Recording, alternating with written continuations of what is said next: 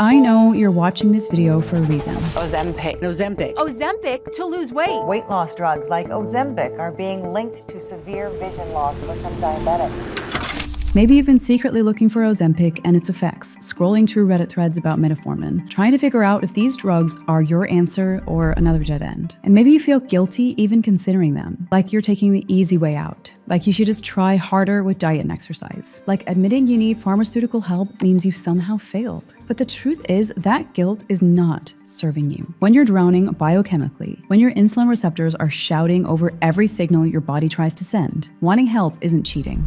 It's strategic. I spent years in biotech research and development, specifically working on insulin sensitizer programs. I've seen the data, I've read the studies that never make it to Instagram infographics, and I'm going to give you something the internet won't: a judgment-free, mechanistic explanation of what these drugs actually do to your PCOS body. Because here's what drives me crazy about the current conversation. It's polarized to the extreme. On one side, you've got the miracle cure testimonials, people acting like Ozempic is the answer to everything, conveniently glossing over the rebound weight gain that happens when you stop. On the other side, you've got the natural health influencers subtly shaming anyone who takes medication, implying that drugs are toxic band-aids and you're not doing the real work if you use them. Both sides are missing the point entirely, and you'll see exactly why in this video.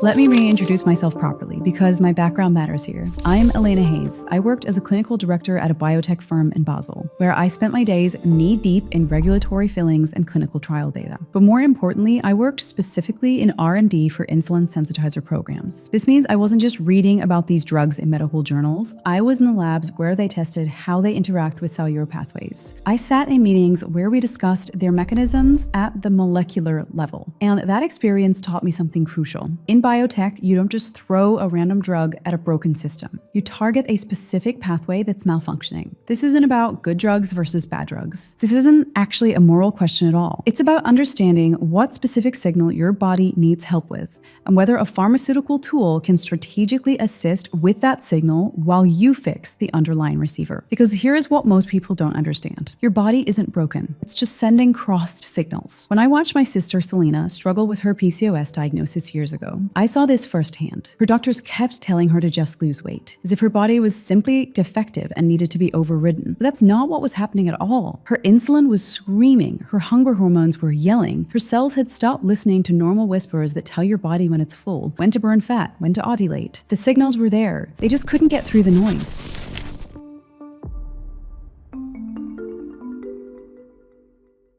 So let's talk about what metformin and Ozempic actually do, because the mechanism matters. Think of your metabolic system like a crowded room where everyone's trying to have a conversation. Your insulin is trying to tell your cells to absorb glucose.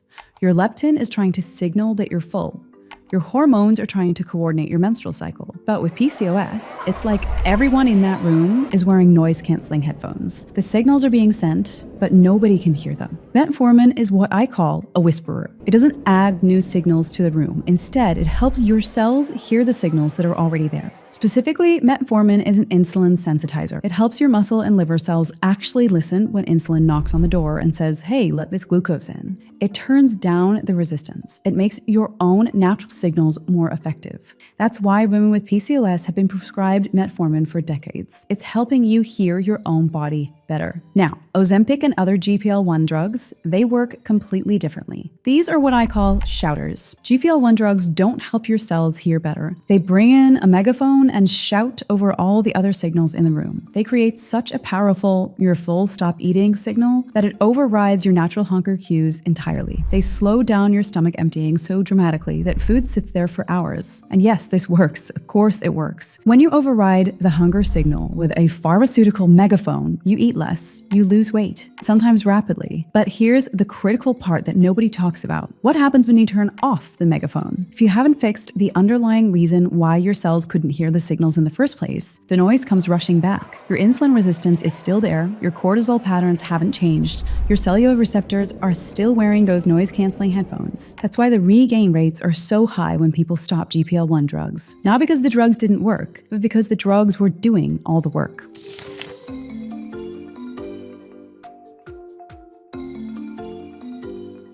I'm going to tell you something that might surprise you coming from someone with my background. I'm not anti-medication.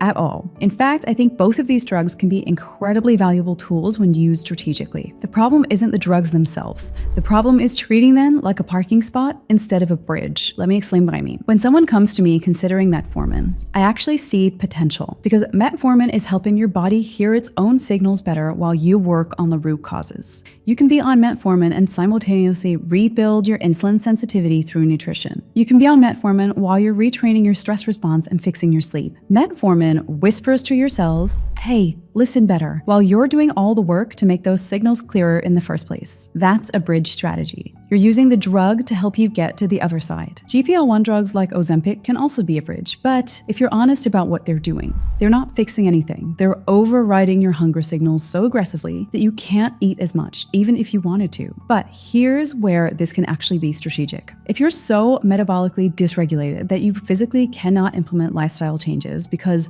the hunger is too overwhelming, a GLP-1 might give you a window where the noise is turned down enough that you can actually start building new habits, where you can learn what proper portions look like, where you can establish an exercise routine without being derailed by constant cravings. But, and this is crucial, you have to use that window wisely. If you're on Ozempic and you're not simultaneously working on your insulin sensitivity, if you're not building sustainable eating patterns, if you're not addressing your stress and sleep and strength training, then what are you doing? You're just postponing the inevitable. The moment you stop that drug, your body goes right back to the metabolic chaos it was in before. Maybe worse, because rapid weight loss often tanks your metabolic rate.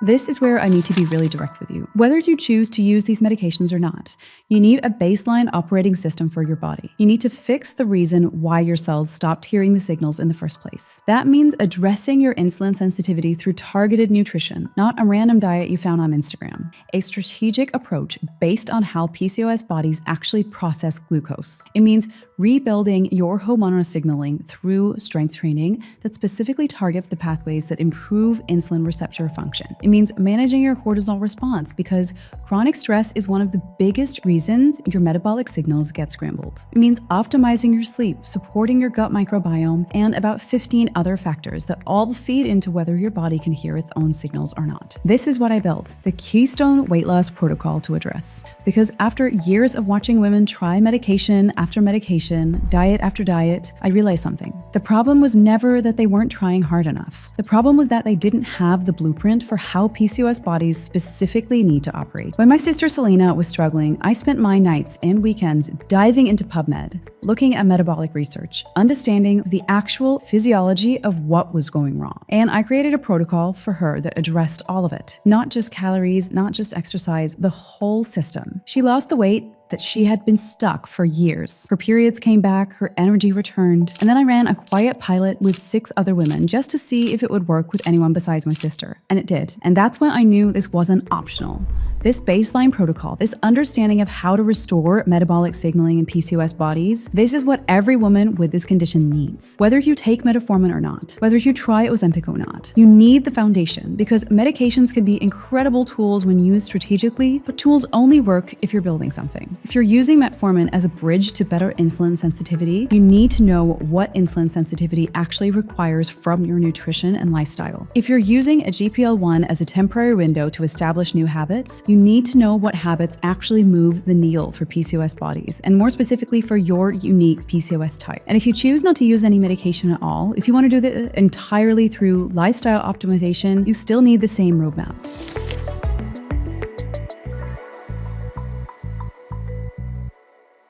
So here's my honest take as someone who's seen both sides of this, the research labs and the real women struggling. These drugs aren't miracle cures, but they're also not the enemy. They're tools, powerful, specific tools that can be used strategically or misused catastrophically. The question isn't, should I take them or not? The question is, do I have a comprehensive strategy that either incorporates them wisely or bypasses the need for them entirely? Because I'll tell you what I've seen work. I've seen women use metformin successfully as part of a complete metabolic restoration program. They used the drug to help while they rebuilt their foundation. And then many were able to come off it once their body could maintain maintain the signals on its own. I've also seen women skip medications entirely and just achieve incredible results just by finally giving their body the specific support it needs for PCOS. What I haven't seen work? Taking a drug and hoping it will do all the work for you, or refusing any pharmaceutical help while continuing to follow generic advice that doesn't address PCOS-specific metabolism. Both of those approaches lead to the same place: frustration, weight regain, the cycle continuing. You deserve better than that. You deserve to understand what's actually happening in your body at the cellular level. You deserve a strategic approach that treats you like the intelligent, capable woman you are. That's exactly why I put together another video that goes deeper into the insulin resistance piece we touched on here. Because if you're going to make an informed decision about metformin or any insulin sensitizer, you need to understand what insulin resistance actually is and how to address it at the root. Check out that video right here, where I break down exactly what's happening when your cells stop listening to insulin and what you can do about it, whether you choose medication or not. Your body isn't broken. Your signals just got scrambled, and understanding how to rebuild that foundation changes everything.